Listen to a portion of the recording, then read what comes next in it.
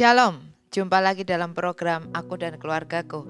Saya berdoa kiranya keluarga saudara semakin kuat, bersatu dalam menghadapi persoalan kehidupan, dan berkat Tuhan senantiasa mengalir dalam kehidupan saudara.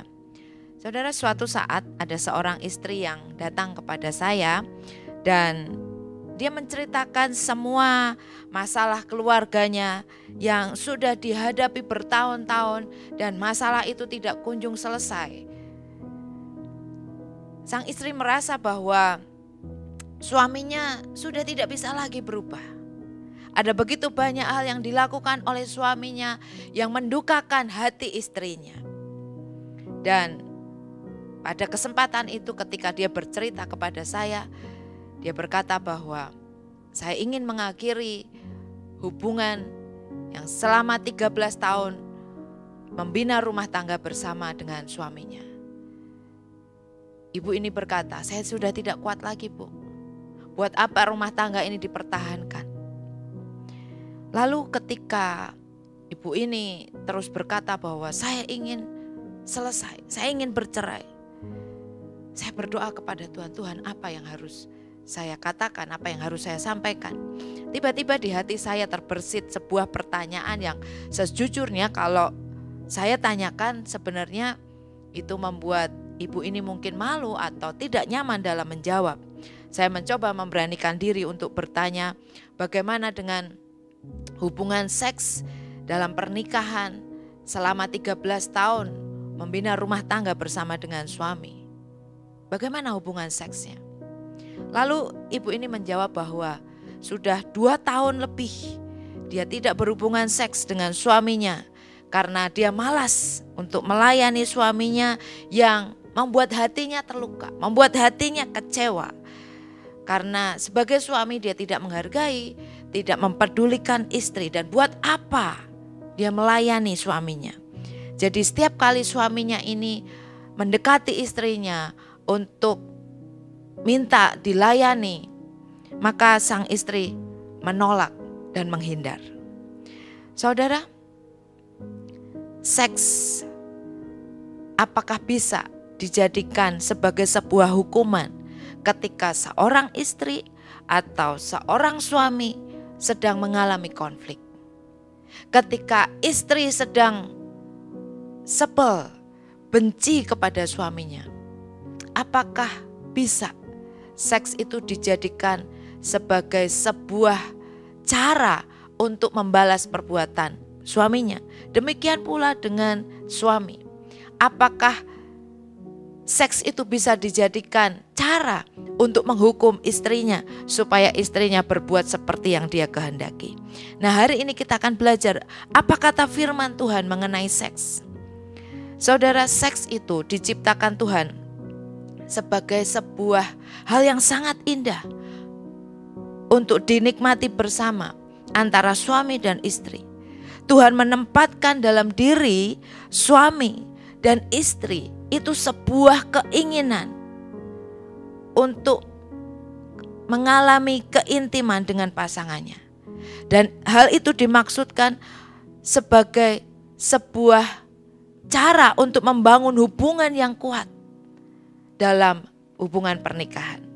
Kalau kita lihat firman Tuhan di dalam Kejadian pasal 3 ayat 16, di mana Tuhan di sini meletakkan, menaruh keinginan itu di dalam hidup manusia. Kejadian 3 ayat 16 berkata, firman-Nya kepada perempuan itu, susah payahmu waktu mengandung akan kubuat sangat banyak. Dengan kesakitan engkau akan melahirkan anakmu. Namun engkau akan birahi kepada suamimu dan ia akan berkuasa atasmu. Saudara, kalau kita lihat kata birahi itu berasal dari bahasa Ibrani tesokau yang artinya keinginan. Nah, LAI menulisnya dengan kata birahi supaya kita menjadi jelas apa itu keinginan. Seorang istri akan memiliki keinginan untuk menguasai, untuk mendominasi suaminya, dan suaminya harus menguasainya. Dan untuk memahami hal ini saudara, arti kata keinginan yang tertulis dalam Kejadian 3 ayat 16, kita bisa melihatnya di dalam Kidung Agung pasal 7 ayat yang ke-10. Karena kata tesokau itu ada tertulis di dalam Kidung Agung pasal 7 ayat 10. Ini katanya adalah kata yang sama. Dikatakan demikian. Kepunyaan kekasihku, aku, kepadaku gairahnya tertuju. Nah, kata yang sama tertulis di dalam ayat ini, saudara. Jadi keinginan ini adalah keinginan seorang kekasih kepada orang yang dicintainya. Kenikmatan seks seorang istri kepada suaminya, itu Tuhan taruh dalam diri seorang wanita. Itu adalah sebuah anugerah yang Tuhan beri untuk mengimbangi rasa sakit ketika wanita itu bersalin. Seks adalah anugerah Tuhan yang Tuhan berikan kepada manusia.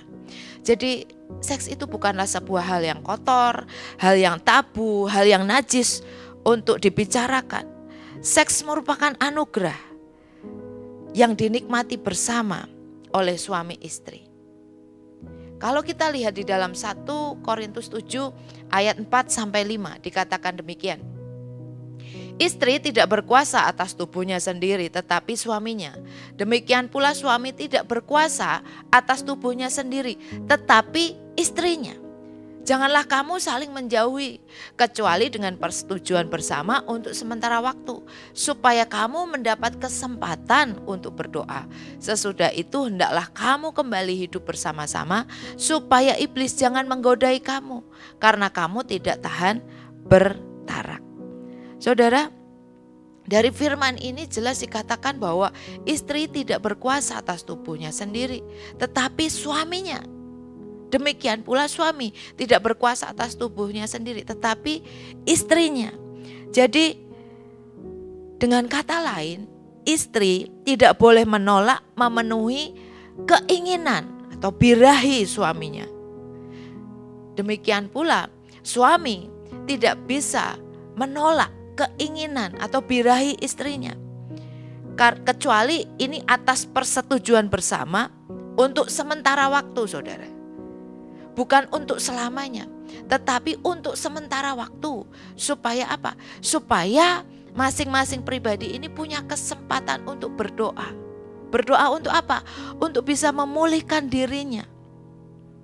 Sehingga hubungan yang rusak itu bisa dipulihkan dan suami dan istri ini bisa kembali bersatu.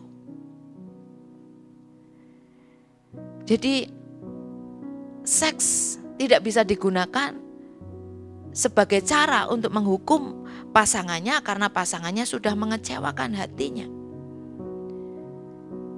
Kecuali ada persoalan-persoalan tertentu yang membuat suami istri tidak bisa lagi melakukan hubungan seks.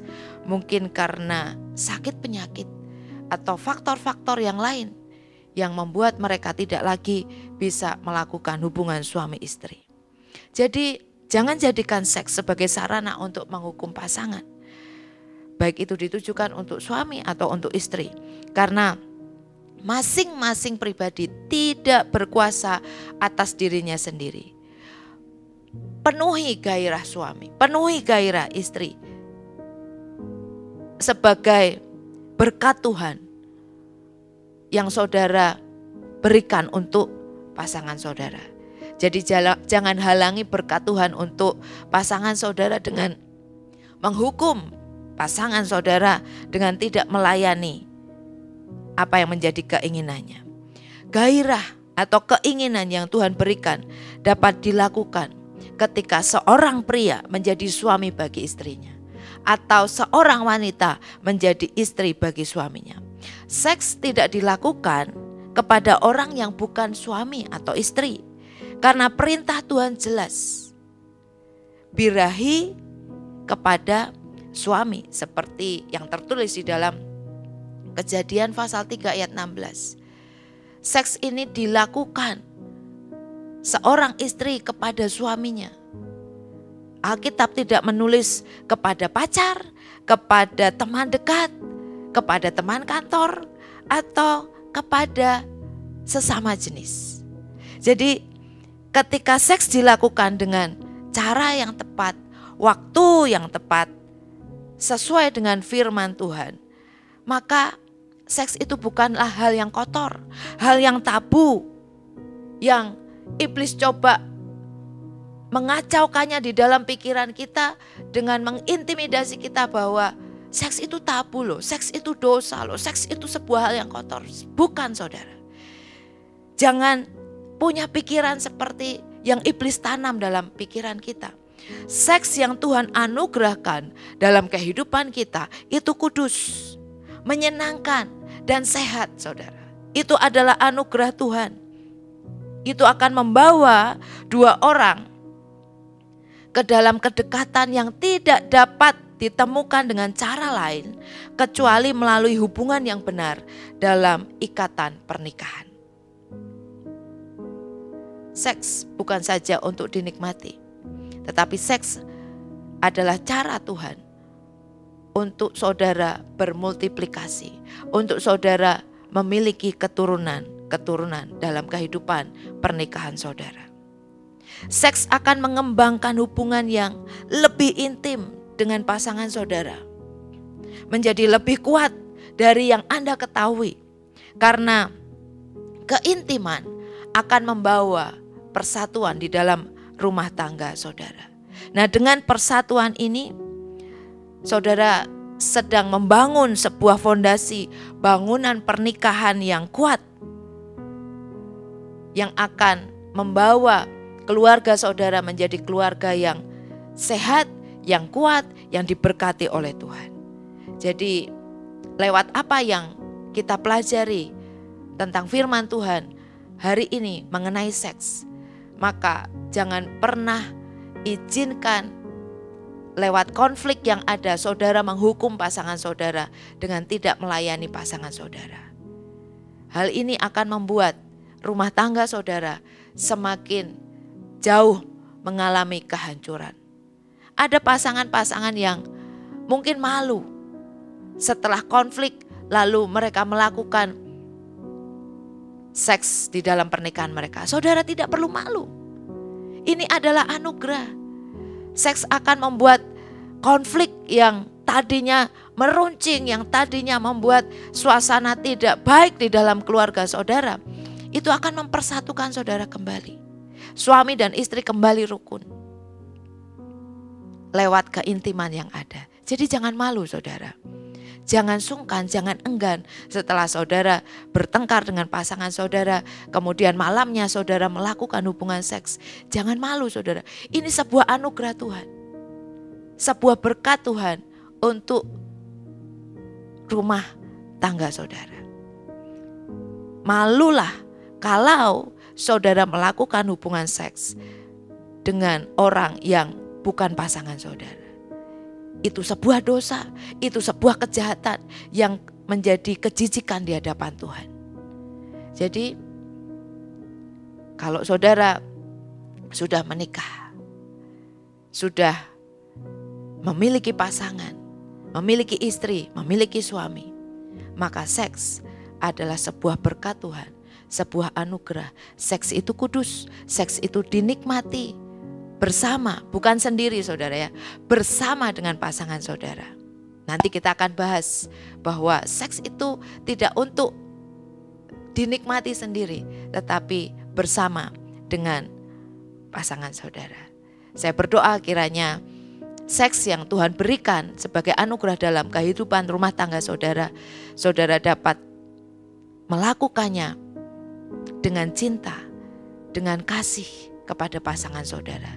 Jangan menjadikan itu sebagai sebuah hukuman karena saudara sedang benci, saudara sedang tidak suka dengan pasangan saudara. Tapi jadikan seks itu sebagai anugerah yang saudara bisa nikmati bersama dengan pasangan saudara. Amin. Tundukkan kepalamu, mari kita berdoa. Kami bersyukur Tuhan, terima kasih untuk firman-Mu yang mengingatkan kami Untuk kami tidak lagi menggunakan seks sebagai sebuah hukuman untuk pasangan kami ketika kami sedang mengalami konflik di dalam rumah tangga. Ampuni kami Tuhan, kalau kami tidak menyikapi dengan benar atas anugerah Tuhan yang Tuhan berikan untuk pernikahan kami.